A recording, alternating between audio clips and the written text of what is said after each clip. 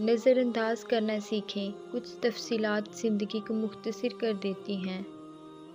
اپنی خامیوں کا احساس ہی انسان کا کامیابی کی طرف پہلا قدم ہے۔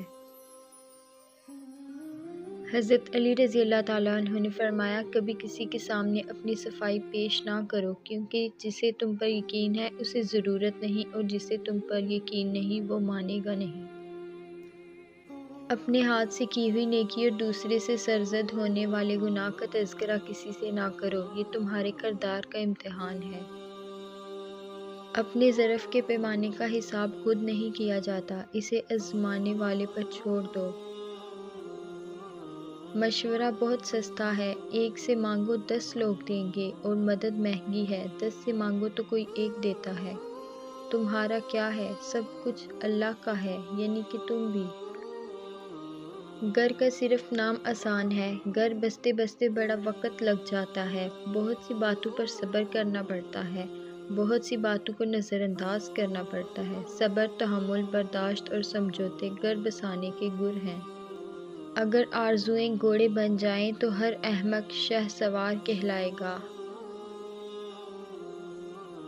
خوبیاں ڈھونڈنا بھی ایک خوبی ہے، اور عیب ڈھونڈنا بھی ایک عیب ہے۔ ہر انسان کو یہ فکر تو ہے کہ مرنے کے بعد میری اولاد کا کیا ہوگا، لیکن کسی کو یہ فکر نہیں کہ مرنے کے بعد میرا کیا ہوگا۔ کچھ لوگ اتنا اچھا سبق سکھا دیتے ہیں کہ پھر ساری زندگی کسی اور سے کچھ سیکھنے کی طلب محسوس نہیں ہوتی۔ نفرت بھی بھلا کوئی کرنے کی چیز ہے، صبر کیجئے، رحم کیجئے، معاف کیجئے۔ لمبی دوستی کے لیے 2 چیزوں پر عمل کرو، اپنے دوست سے غصے میں بات مت کرو، اپنے دوست کی غصے میں کی ہوئی بات دل پر مت لو۔ انسان کسی کے لیے اتنا ضروری نہیں ہوتا جتنا وہ گمان کر لیتا ہے۔ طنز اور بحث سے رشتے کمزور ہو جاتے ہیں، لہٰذا اپنوں سے کبھی بھی ایسی لڑائی نہ لڑنا کہ لڑائی تو جیت جاؤ مگر اپنوں کو ہار جاؤ۔ وضو دنیا کا سب سے سستا اور بہترین سینیٹائزر ہے، جو وائرس کے ساتھ ساتھ گناہوں کو بھی صاف کر دیتا ہے۔